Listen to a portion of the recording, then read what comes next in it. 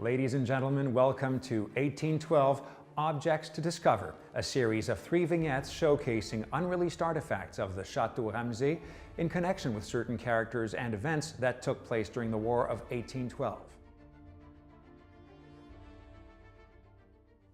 In this vignette entitled 1812, Tecumseh and the Native American Approach, you'll learn more about the Shawnee leader, a hero of 1812, as well as his brother Tenskwatawa, also known as the Prophet, and discover along the way some painters and illustrators who delved into the Indian question and left a legacy of works such as Huron painter Zacharie Vincent and the American artist George Catlin and his Indian gallery.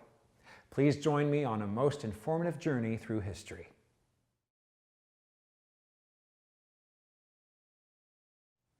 Before Canada became a nation, the military alliances between the United Kingdom and the First Nations formed a key element in the defense of British North America. In Canada, the War of 1812 took place on 3 fronts: the Western Great Lakes, the Niagara region, and in the St. Lawrence Valley. In each region, the warriors of 50 mixed descent and First Nations communities fought alongside the British because of their common goal: to resist American expansion.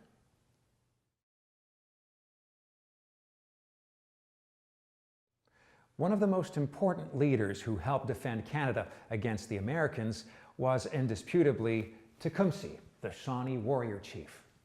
The time Tecumseh was chief had a considerable impact on the future of tribes throughout the region, because he and his brother Tenskwatawa, the Prophet that we'll talk about later, tried to unite the northeastern, central, and southern tribes in one confederation. An opportunity has presented itself to us. Indeed, a chance like it will never happen again. For us, the first peoples of North America, to gather in a great combination and join the British in this war.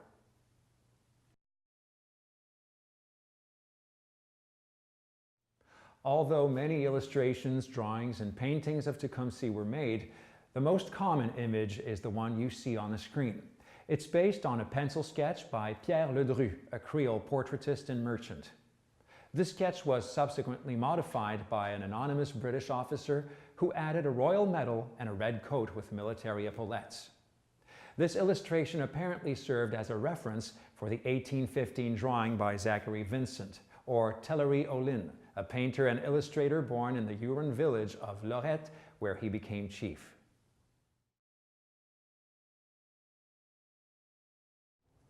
The typical Indian facial characteristics Zacharie Vincent inherited, combined with the desire to perpetuate a traditional way of life, helped to reinforce the idea that he was the last of the Hurons.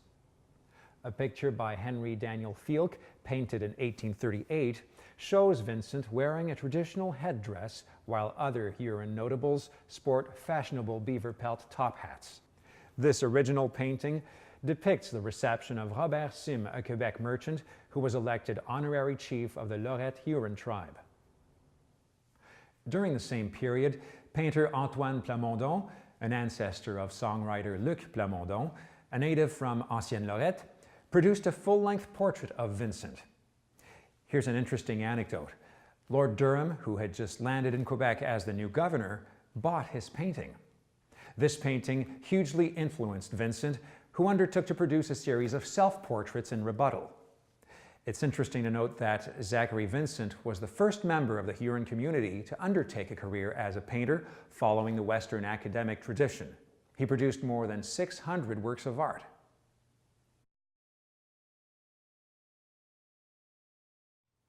But another character deserves our attention. It's Tenskwatawa, Tecumseh's brother, who we see in this engraving by George Catlin entitled The Shawnee Prophet. Following an accident that occurred in 1805, which left him temporarily unconscious, Tenskwatawa, the Prophet, claimed to receive messages from the Master of Life and became famous for preaching a revival of mystic Native American faith. In November 1811, in the absence of his brother, he engaged the American army in battle at Tippecanoe. The American forces were led by William Henry Harrison, the future 9th President of the United States. Tenskwatawa was beaten on the battlefield, and his warriors, who were supposed to be protected from the bullets under his protection, suffered heavy casualties.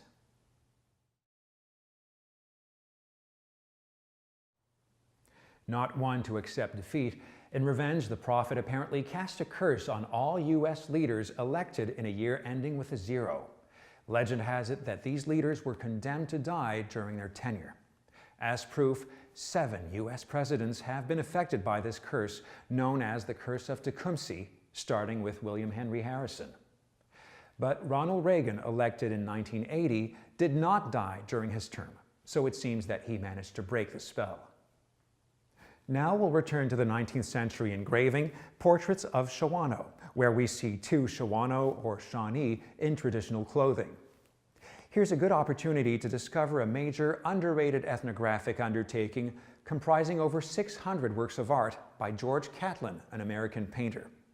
In 1845, at the Louvre Museum in Paris, George Catlin presented his Indian Gallery, the very first true museum of anthropology open to the public, consisting of portraits, collections of objects, and representations of Indians, some of which made the trip with him.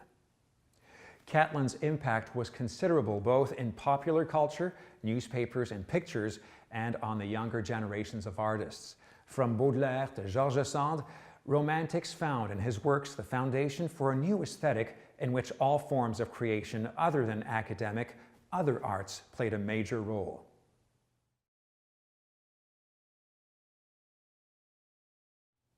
Tecumseh and the 2,000 warriors he led fought throughout the Western Campaign in the War of 1812. His support to Major General Isaac Brock assured the successful capture of Detroit, and Brock apparently offered Tecumseh his belt as a sign of respect. But Tecumseh's death on October 5, 1813, at the Battle of the Thames, or Moravian Town, dealt a terrible blow to the fragile unity of the Western First Nations. Here's a beautiful ink-on-paper illustration by a New York painter and illustrator, Alonzo Chappell, entitled Battle of the Thames, Death of Tecumseh. Several hypotheses remain regarding the origin of the fatal bullet that killed Tecumseh. His grave has never been found.